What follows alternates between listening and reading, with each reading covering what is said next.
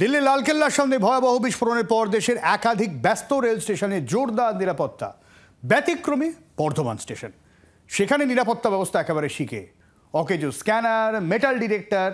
কেন বর্ধমান স্টেশনে নিরাপত্তা নিয়ে উদাসীন রেল, প্রশ্ন তো উঠছে। সোমবার সন্ধ্যায় রাজধানীতে ভয়াবহ বিস্ফোরণের ঘটনায় ত্রস্ত গোটা দেশ। সর্বত্র জারি করা হয়েছে চরম সতর্কতা, কিন্তু বর্ধমান স্টেশনে যেন বজ্র আটুনি ফসকা গেল। প্রশ্ন উঠছে, দিল্লিতে এত বড় বিস্ফোরণের পরও বর্ধমানের মতো ব্যস্ত রেল স্টেশনে নিরাপত্তা ও নজরদারি নিয়ে কি কোনো হেলদোলি নেই রেলের?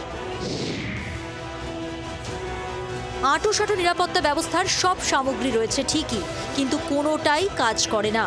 অকেজো স্ক্যানার, মেটাল ডিটেক্টর। স্টেশনের মূল গেট, যে গেট দিয়ে যাত্রীরা বের হয় বা ঢোকে, সেই গেটে কার্যত কোনো নজরদারি নেই। স্টেশনের গেটের সামনেই যে স্ক্যানার মেশিন দীর্ঘদিন ধরে সে অকেজো হয়ে পড়ে আছে, পাশাপাশি যে মেটাল ডিটেক্টর সেটাও কার্যত অকেজো। ফলে যে কোনো সময়ে ক্রাইম করে এই স্টেশন থেকে বেরিয়ে যাওয়া বা ঢোকা খুব সহজ। রেল সূত্রে জানা গিয়েছে, লোকাল, প্যাসেঞ্জার, মেল, এক্সপ্রেস সব মিলিয়ে প্রতিদিন বর্ধমান স্টেশন দিয়ে যাতায়াত করে প্রায় 167টি ট্রেন। প্রতিদিন হাজার হাজার যাত্রী যাতায়াত করেন এই গুরুত্বপূর্ণ জাংশনে। অথচ নিরাপত্তার চিত্র উদ্বেগজনক। মাসখানেক আগে এই স্টেশনেই পদপিষ্টের ঘটনায় এক মহিলা যাত্রীর মৃত্যু হয়েছিল। তারপরেও পরিস্থিতির তেমন উন্নতি হয়নি বলেই অভিযোগ। খাগড়াগড় বিস্ফোরণের পর নিরাপত্তা জোরদার করতে রেল কর্তৃপক্ষ একসময় কিছু পদক্ষেপ নিলেও বর্তমানে তা কার্যত মুখ থুবড়ে পড়েছে। স্নিফার ডগ নিয়ে তল্লাশি বা নিয়মিত চেকিং, সেই সব দৃশ্য এখন আর চোখে পড়ে না। নিরাপত্তাহীনতার অভিযোগে সরব যাত্রীরা কোনো চেকিং নেই, কোনো কিছুতে তৎপরতা দেখছি না। কিছু যেটা হওয়া উচিত ছিল সেরকম কিছুই দেখছি না। নিরাপত্তা সেরকম সুরক্ষিত বলে আমার মনে হচ্ছে না।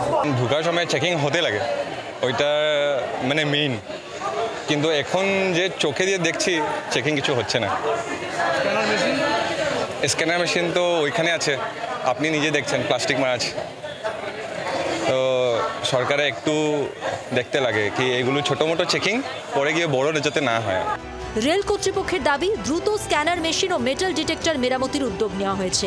তবে প্রশ্ন, দুর্ঘটনা বা বিস্ফোরণ ঘটার পরই কেন নিরাপত্তা বাড়ানোর উদ্যোগ দেখা যায়, আগে কেন নয়?